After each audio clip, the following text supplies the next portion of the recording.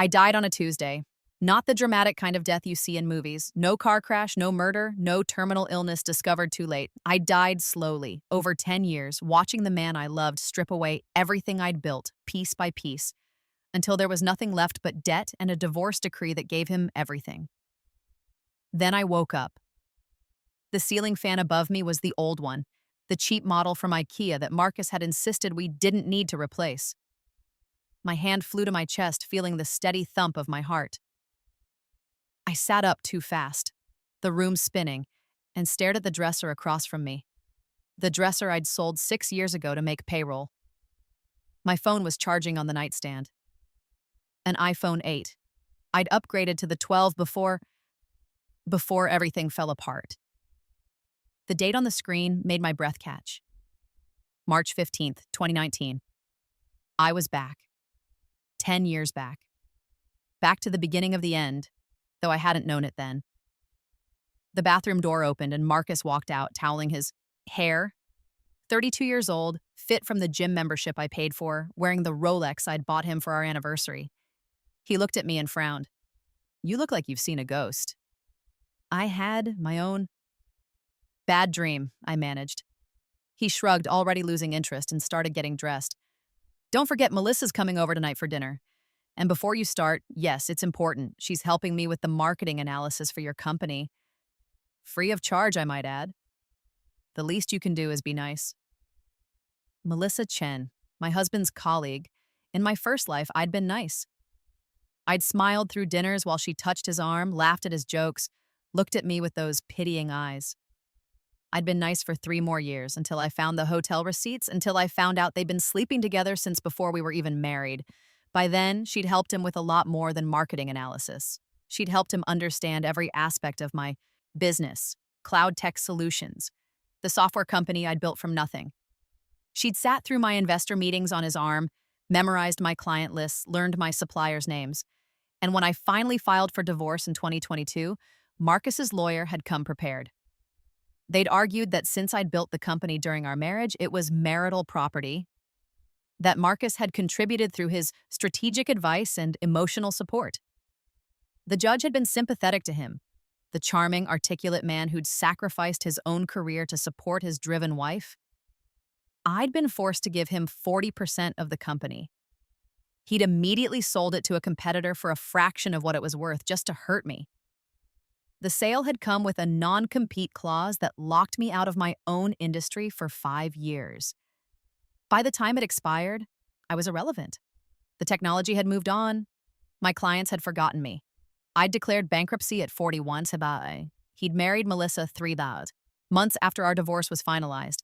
Last I heard in my old life, they were living in a penthouse in Shanghai, funded by my life's work. Now Marcus was looking at me strangely. "Earth to Emma, are you listening?" "I'm listening," I said softly. "Melissa, dinner? Tonight?"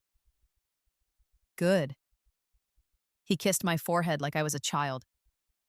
"Try to wear something nice, okay? Not those awful yoga pants you've been living in."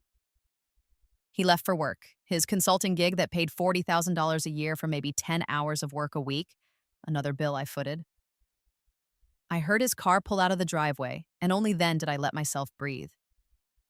I had been given an impossible gift, a second chance. And I was going to use it to destroy him. The first thing I did was check my company's financials.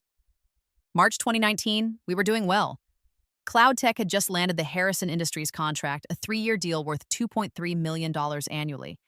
We had 18 employees, a solid client base, and our proprietary software was gaining traction in the mid-sized business market. In my first life, this had been the beginning of our golden era. By 2021, we'd be valued at $15 million. By 2022, when Marcus took his share and sold it, that number had climbed to $22 million. His 40% had netted him $8.8 million. I'd gotten the remaining 60% and the debt, because of course, growing that fast had required loans, lines of credit, and investor agreements with personal guarantees. When the competitor bought Marcus's share, they'd deliberately run the company into the ground to eliminate us as competition. I'd been left holding $4 million in debt and a company worth nothing. This time would be different. This time, I knew exactly how to make Cloud Tech look like a golden goose while turning it into a lead weight that would drag Marcus straight to hell. I opened my laptop and started making calls. Emma Zhao, Jerry Hartman said warmly when he answered. To what do I owe the pleasure? Jerry was my accountant, a detail-oriented man in his 60s who'd been doing my books since I started the company.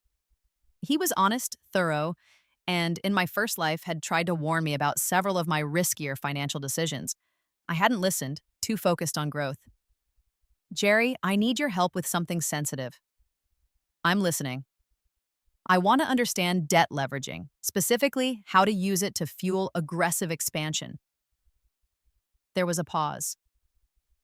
Emma, your company is already carrying a healthy amount of debt. I'd actually recommend. I'm not looking to be conservative anymore, Jerry. I want to grow fast. I need you to show me how to maximize our borrowing capacity against our current assets and projected revenue. Another pause, longer this time. All right, but I want to go on record as saying this is risky. Noted. Can you come by tomorrow? I want to go through every option. He agreed, and I hung up, feeling the first spark of satisfaction I'd felt since waking up. The next call was harder. Emma, David Chen answered on the second ring. How's my favorite client? David was my business lawyer, and in my first life, he'd fought hard for me in the divorce. But Marcus's team had been better, hungrier, and willing to play dirty. David was old school, believing in fairness and equity. He'd been devastated when I lost everything. David, I need to ask you something hypothetical. Shoot. If I were to get divorced, what would happen to the company? The silence on the line was deafening. Emma, is everything okay? Just answer the question, please. He sighed. Given that Cloud Tech was founded and built during your marriage, it would be considered marital property in California. Marcus would be entitled to a portion, likely somewhere between 30 and 50%, depending on how the judge viewed his contributions to the marriage and the business. Even though he's never worked for the company? Even though. The argument would be that he provided support that allowed you to build it. He'd also have a claim on the house, savings, retirement accounts. Emma, what's going on? What if the company wasn't worth much? What if it was mostly debt? Then, well, debt is also divided. If the company's liabilities exceed its assets, whoever takes it in the settlement would be taking on negative value. But why would anyone agree to that? If they didn't know, I said slowly. If the books showed profitability, but underneath, there was hidden debt. Could that work? Emma. David's voice was sharp now. What you're describing is fraud. No, not if the debt is real. Not if I actually borrow the money and put it into the business. I'm just asking. Could someone take the company in a divorce settlement thinking it was valuable, only to discover later that it was underwater? Technically, Bantam, yes, if the debt wasn't properly disclosed during discovery, but that's incredibly risky. You could be held liable for, what if I disclosed everything? What if it was all documented, all legal, but the other party's lawyers just didn't look closely enough? What if they were so eager to grab what looked like a profitable company that they didn't do their due diligence? David was quiet for a long moment. That one would be legal. Incredibly ruthless. But legal. Emma, talk to me. What's happening? Nothing yet, I lied. I'm just planning ahead. Being strategic. If you're thinking about divorce, I'm thinking about protecting what's mine, I cut in. That's all. I ended the call before he could press further. Melissa arrived at 7 wearing a dress that cost more than my monthly grocery budget and smelling like Chanel. She air-kissed both my cheeks and handed me a bottle of wine I knew she'd expensed to her company. Emma, you look tired. Are you sleeping enough? In my first life, I'd made excuses. Work stress, a new client, a difficult employee. I'd smiled and laughed and played the part of the grateful wife whose husband's beautiful colleague was graciously offering her expertise. I'm fine, I said flatly. Come in. Marcus had cooked, or rather he'd ordered from the expensive Thai place downtown and plated it to look homemade. another skill he'd perfected over the years, taking credit for things other people did.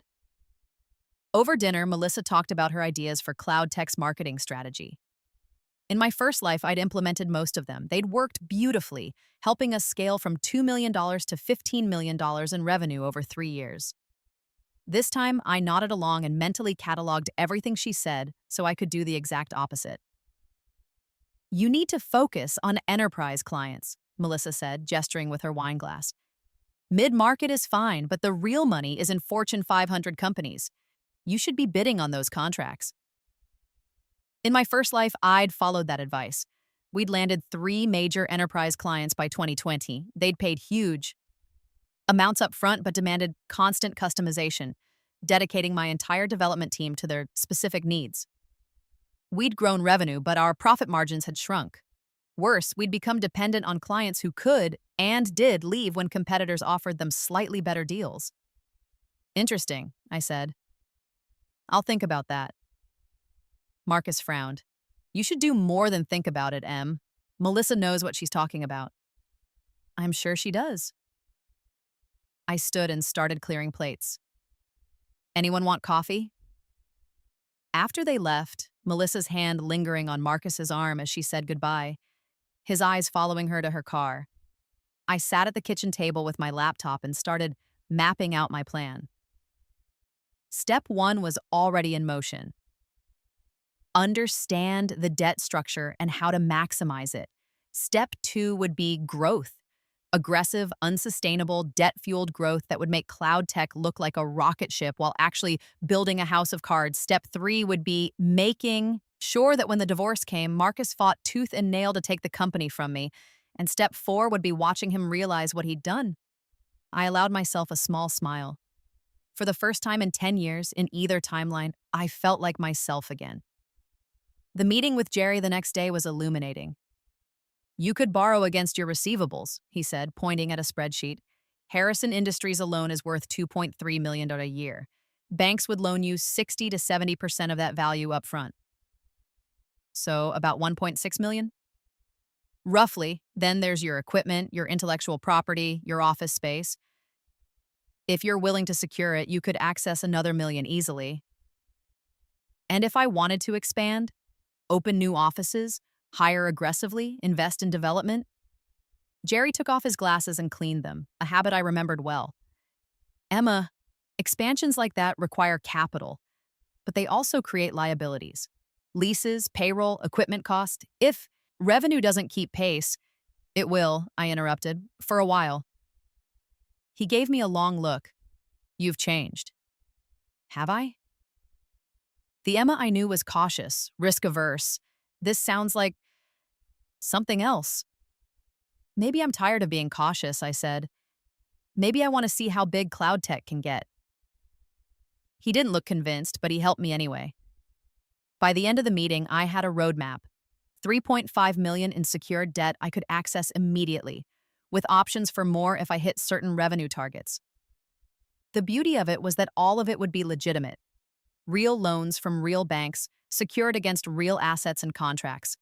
Nothing hidden, nothing fraudulent, just aggressive borrowing that, on paper, would look like smart business expansion. The kind of expansion that would make cloud tech's valuation soar, and the kind that would crush whoever ended up holding the bag. Over the next 6 months, I executed my plan with a surgical precision. I took out a $1.6 million loan against our receivables and immediately used it to open offices in Seattle and Austin. The Seattle office made sense. There was real tech talent there. The Austin office was pure vanity, located in an expensive high-rise with floor-to-ceiling windows and a view of the river. I hired 20 new employees, most of them in sales. Salespeople who worked on commission but also drew base salaries that stretched our payroll to the breaking point. I invested heavily in product development, funding 3 separate initiatives that I knew, from my first life, would go nowhere. One was a blockchain integration that sounded impressive but had no real market demand. Another was a mobile app version of our software that would cost $800,000 to develop and generate maybe $50,000 in revenue. The third was an AI analytics module that was genuinely ahead of its time, so far ahead that no one would be ready to pay for it for at least 5 years. Every decision looked smart on the surface. Every decision made Cloud Tech look like a company on the verge of explosive growth. And every decision dug us deeper into debt. Marcus loved it. I knew you had it in you, he said one night, scrolling through the Q2 financials I'd deliberately left on the kitchen counter. Revenue up 30%. This is incredible, Em. What he didn't see, what he didn't think to look for, was the corresponding increase in expenses. For every dollar of revenue we added, I was spending $1.50.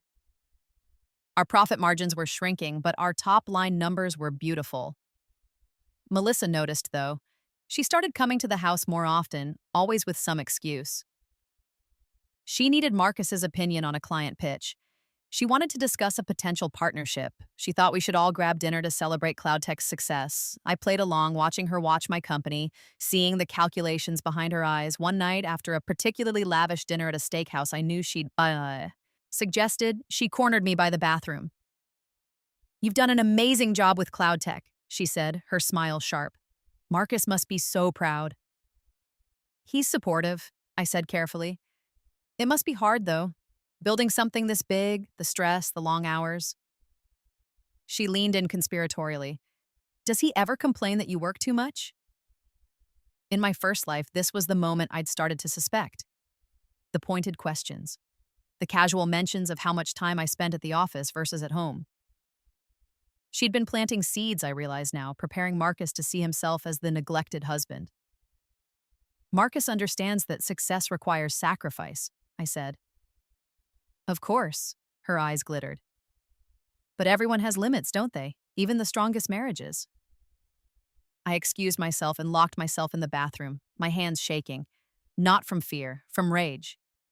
She was already making her move, already positioning herself as the sympathetic friend, the understanding colleague who appreciated Marcus in ways his workaholic wife didn't. Good. Let her. By December 2019, CloudTech's revenue had hit $4.2 million for the year. Our valuation, according to the investment analyst I'd deliberately hired to generate a report, was $18 million. Our debt was $5.3 million. On paper, we were worth $12.7 million in equity, a thriving, growing company. In reality, we were a ticking time bomb. The Seattle office was burning through cash. Half our new sales hires weren't hitting their quotas. The 3 product development initiatives were consuming resources with no return in sight. And we'd locked ourselves into multi-year leases and contracts that we couldn't easily escape. But none of that was obvious from a casual review of the books. You'd have to dig deep, really understand the business model to see the cracks. Marcus's divorce lawyers wouldn't dig deep. They'd see a $18 million company, and they'd want their 50%. I just had to make sure the divorce happened at the right time. That opportunity came in January 2020, when I accidentally left my laptop open to my email inbox. The email was from David, my lawyer, responding to a question I'd asked about updating my will. His response was perfectly innocent, but the subject line read, Estate Planning and Marital Assets.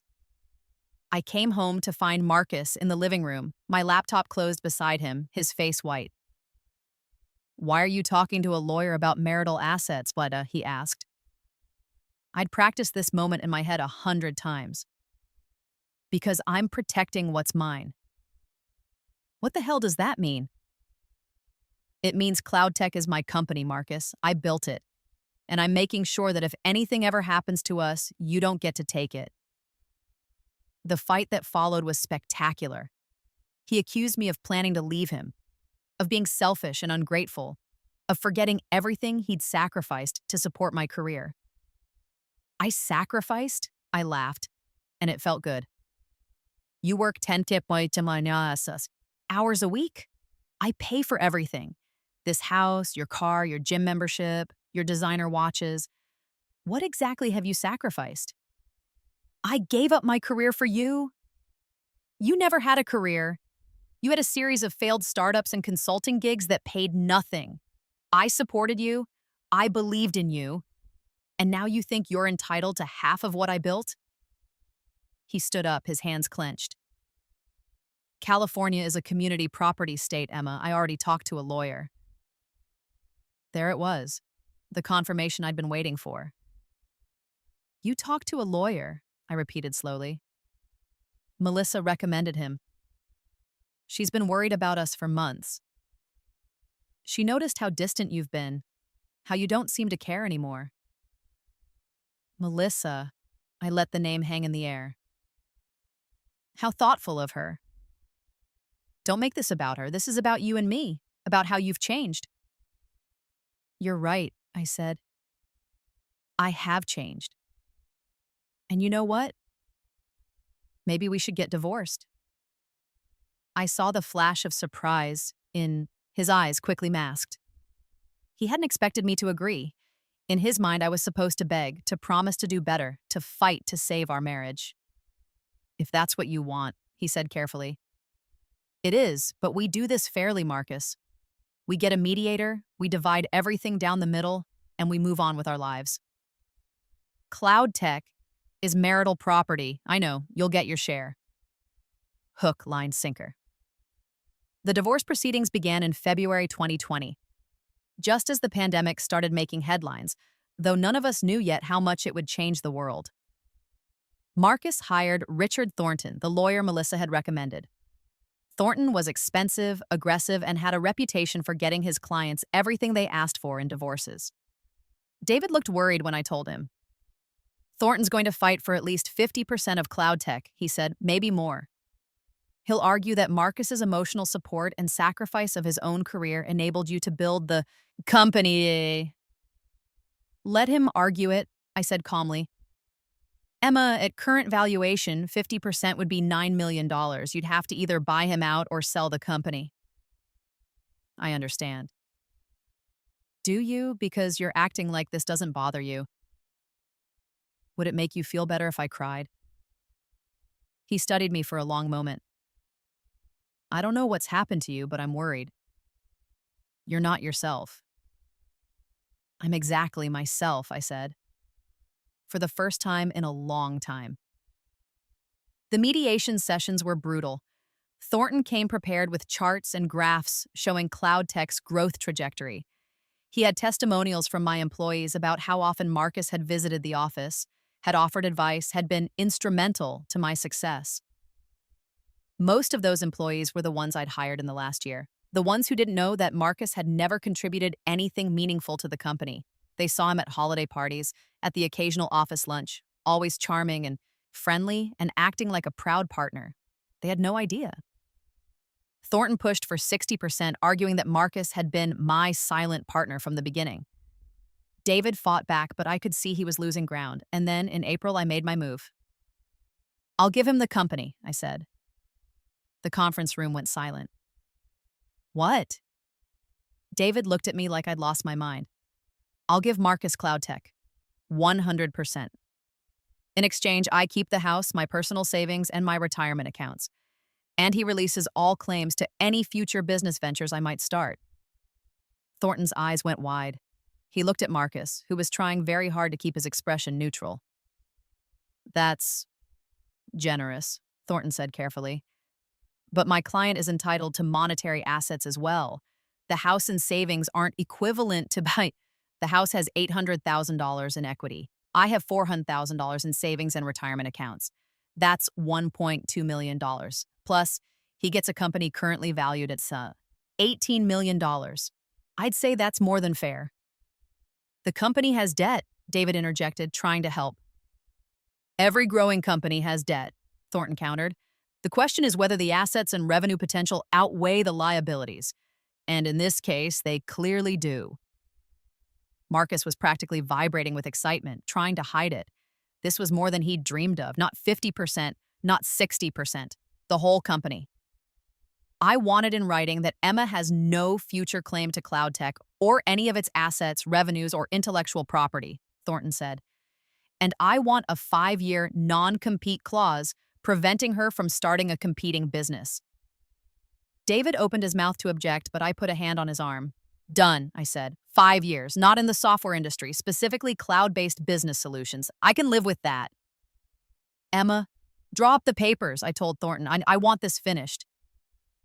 They rushed to finalize everything. Terrified I'd change my mind. The divorce decree was signed on May 15th, 2020. Marcus got cloud tech solutions, including all assets, contracts, intellectual property, and yes, all debts. I got the house, my savings, and my freedom. At the final signing, Marcus couldn't quite hide his smugness. I hope there's no hard feelings, he said. I know this is hard for you, giving up your company. It was time to let go, I said. Melissa was waiting for him outside the lawyer's office. I watched them embrace through the window, her perfectly manicured hand on his chest, his arms around her waist. They thought they'd won. They had no idea what I'd just done to them. The first cracks appeared in July. I'd moved into a smaller condo in Pasadena, using some of my savings to furnish it simply. I'd started doing consulting work, careful to stay away from anything that could be considered competing with cloud tech, and living quietly. Then David called. Emma, I just got a very angry call from Richard Thornton. Oh? He says cloud tech is in trouble. Their Q2 numbers are showing significant losses. He's accusing you of hiding the company's financial problems during the divorce.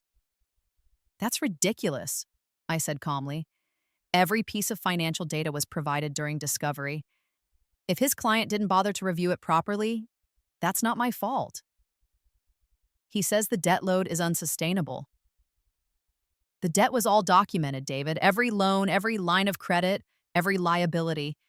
It was in the documents his team reviewed. Emma, what did you do? I built a company, Sut, I said. And then I gave it to my ex-husband, exactly as he requested. What he does with it now is his problem. There was a long silence. Then David laughed. It started as a chuckle and grew into full-bodied laughter. Oh my God, he said. Oh my God, Emma, you didn't. I don't know what you're talking about.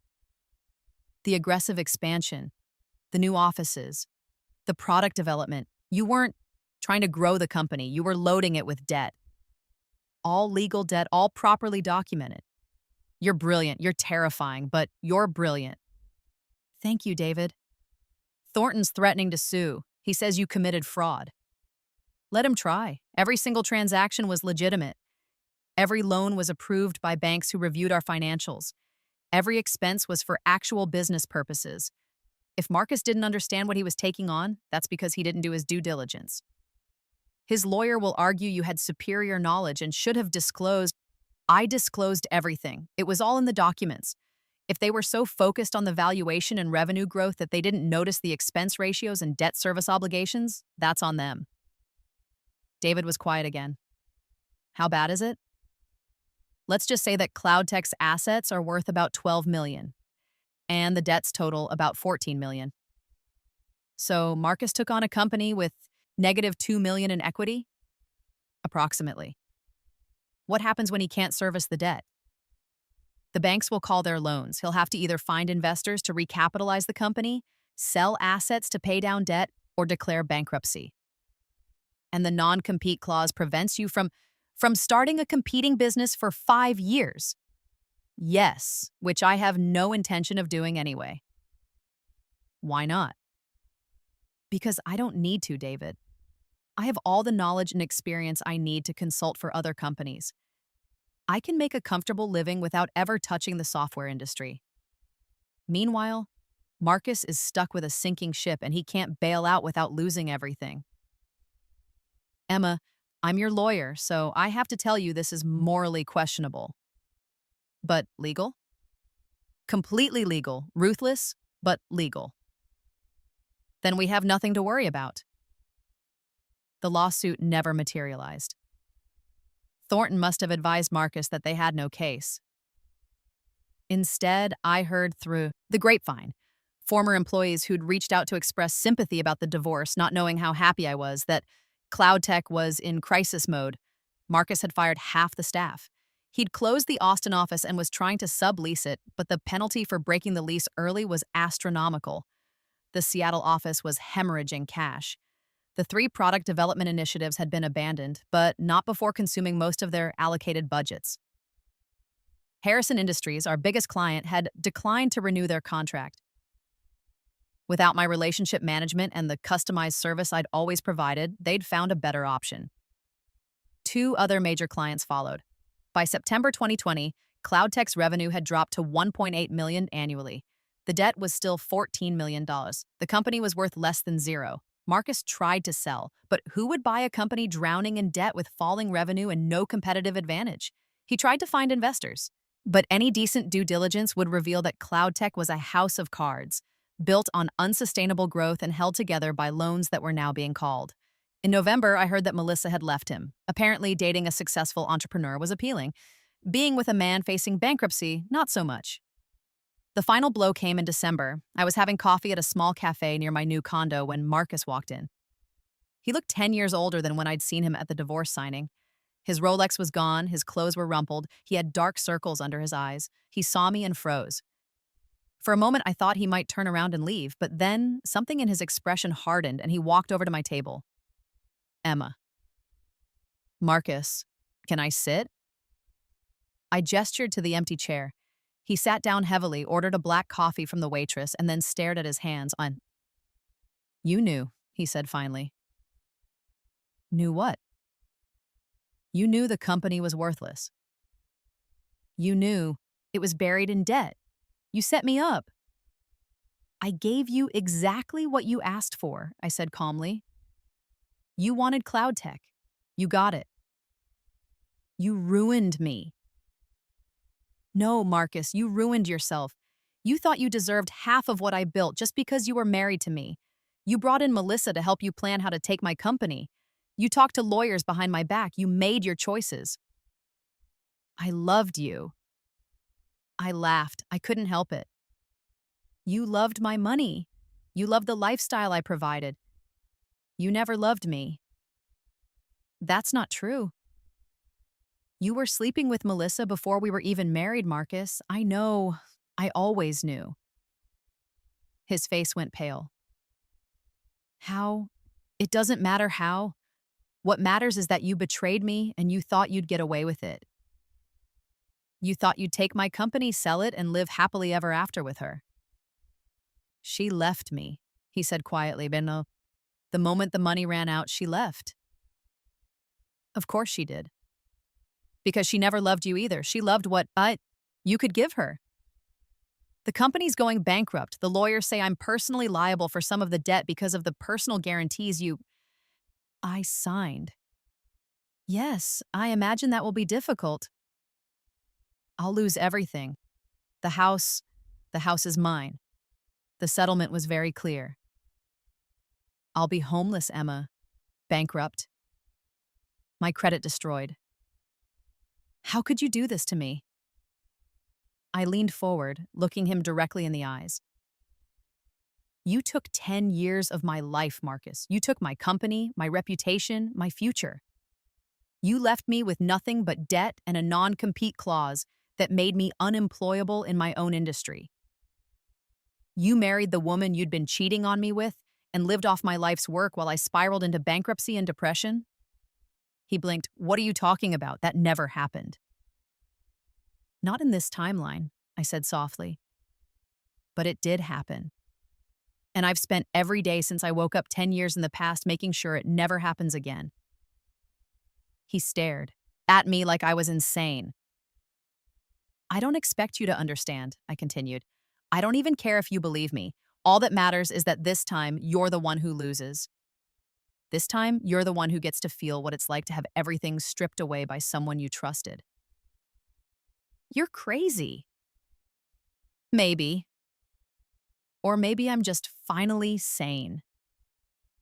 I stood up, leaving a $10 bill on the table for my coffee. Goodbye, Marcus. I hope the next 10 years are everything you deserve. I walked out of the cafe and didn't look back. The bankruptcy filing came in February 2021. Marcus tried to claim that the debt was fraudulent, that I'd deliberately misled him, but his own lawyer's documentation worked against him. Every piece of financial information had been provided. Every loan was legitimate. Every expense was justified. The judge wasn't sympathetic. CloudTech's assets were liquidated. The proceeds went to the creditors. Marcus was left with $3.2 million in personal liability from the guarantees he'd signed. He'd have to declare personal bankruptcy. Meanwhile, I was thriving. My consulting work had taken off. It turned out that a lot of companies wanted advice from someone who'd built a multi-million-dollar software company from scratch. I was making $300,000 a year, working 20 hours a week from my laptop. I'd started dating again, a kind, brilliant engineer named Thomas who worked in renewable energy and had no interest in my money because he had plenty of his own. We took things slow, both of us having learned from past mistakes. I'd reconnected with friends I'd neglected during my marriage to Marcus. I'd started painting again, a hobby I'd abandoned in my 20s. I'd traveled to Japan, to Italy, to Iceland. I was happy, really, genuinely happy. The 5-year non-compete clause didn't bother me. I had no desire to rebuild cloud tech or start another software company. I'd proven what I needed to prove, I'd taken back my power, and I'd made sure that Marcus would spend the next decade, at least, paying for what he'd tried to do to me. One afternoon in late 2021, I got a message on LinkedIn. It was from Melissa. "Emma, I know you probably don't want to hear from me, but I wanted to apologize. I was wrong about so many things. I hurt you, and I'm sorry. I hope you're doing well." I stared at the message for a long time. In my first life, Melissa had never apologized. She'd married Marcus and lived in luxury, never giving me a second thought. This Melissa had lost her meal ticket. She'd probably realized too late that she'd backed the wrong horse. I could have been petty. I could have written back something cutting, something that would make her feel as small as she'd tried to make me feel during all those dinners and friendly visits. Instead, I just deleted the message. She wasn't worth my time or energy. Neither of them were. I had a life to live, and it was a good one. Thomas came over that evening with, takeout and flowers. We ate on my balcony, watching the sunset, talking about his new project and my latest consulting gig. He made me laugh. He listened when I talked. He never once asked about my money or my business.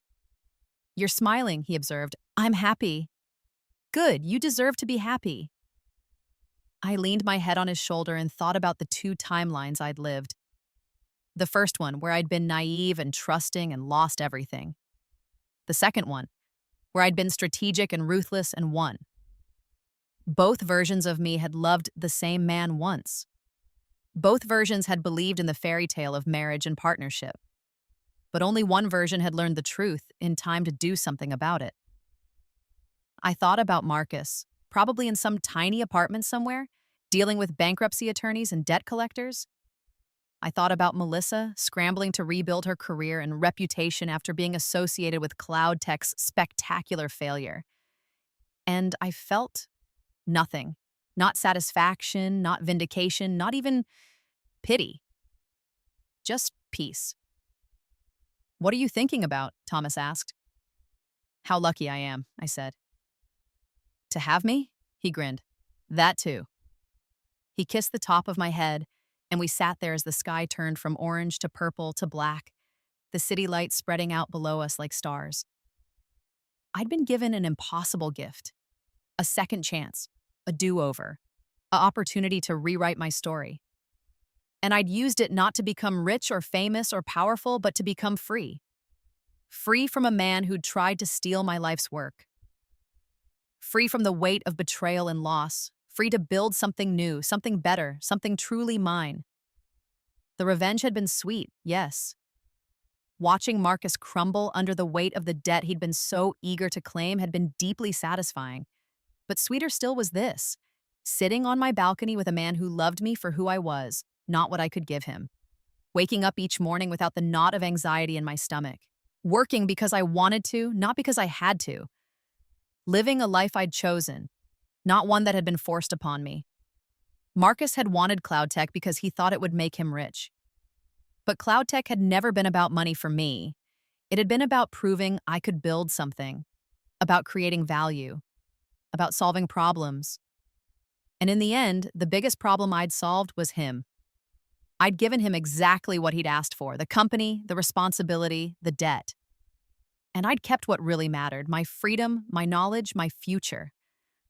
In my first life, the divorce decree had given Marcus 40% of cloud tech and the ability to sell it for millions. It had given me 60% and a debt trap that had destroyed me. In this life, the divorce decree had given Marcus 100% of cloud tech and a debt trap that had destroyed him. It had given me everything else. Perfect symmetry, perfect justice, perfect revenge. 3 years later, in 2024, the one non-compete clause expired. I got calls immediately from former colleagues and competitors asking if I'd consider consulting, joining their boards, or even starting a new venture.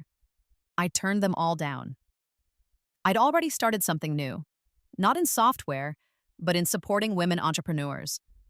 I'd used my savings and consulting income to create a fund that provided microloans and mentorship to women starting tech companies.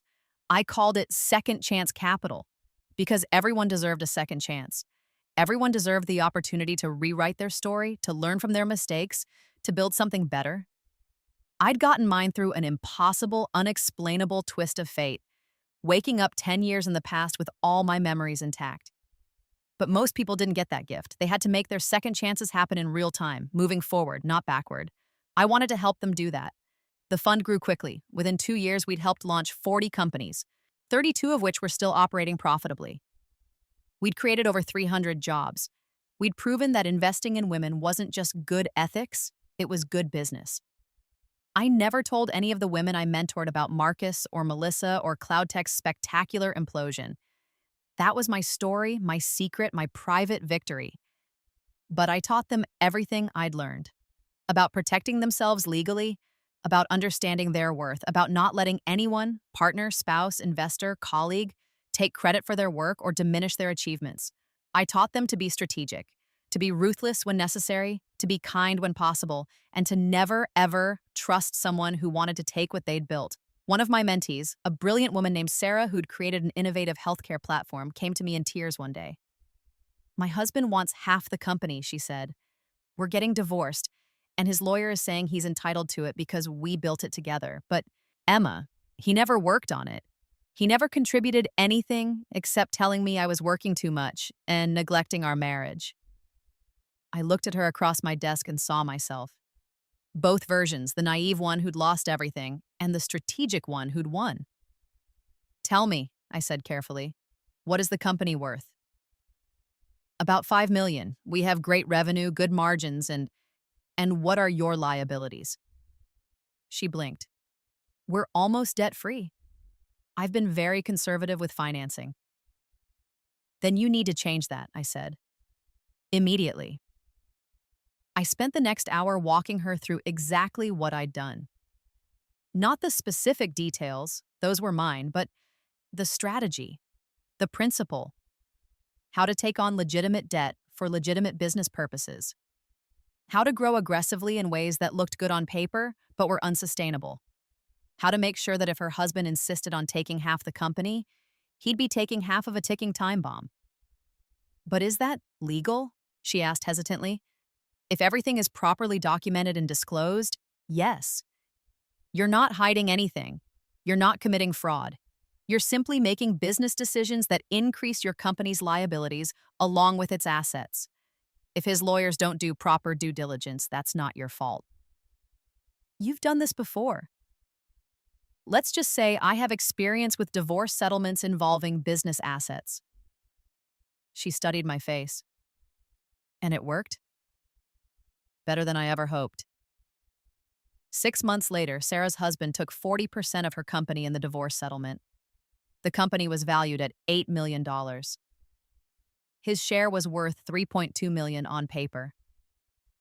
What he didn't realize, what his lawyers had failed to notice despite having access to all the financial records, was that Sarah had taken on $6 million in debt to fund an aggressive expansion into 3 new markets. The expansion was real, the debt was real, the business purposes were legitimate. But the key, timing was designed to ensure that the liabilities would come due right after the divorce was finalized. A year later, Sarah's ex-husband was facing bankruptcy. The company had collapsed under the weight of unsustainable growth. He'd lost everything. Sarah had used her 30% payout and her industry expertise to start a new, leaner company that was already profitable. She sent me a bottle of champagne and a card that read, "Thank you for teaching me that the best revenge is giving them exactly what they ask for." I raised a glass to her, to myself, to every woman who'd ever been underestimated and had found a way to win. By 26, I'd expanded Second Chance Capital into a full-fledged venture firm. We had $50 million under management and a portfolio of 67 companies, all founded or co-founded by women.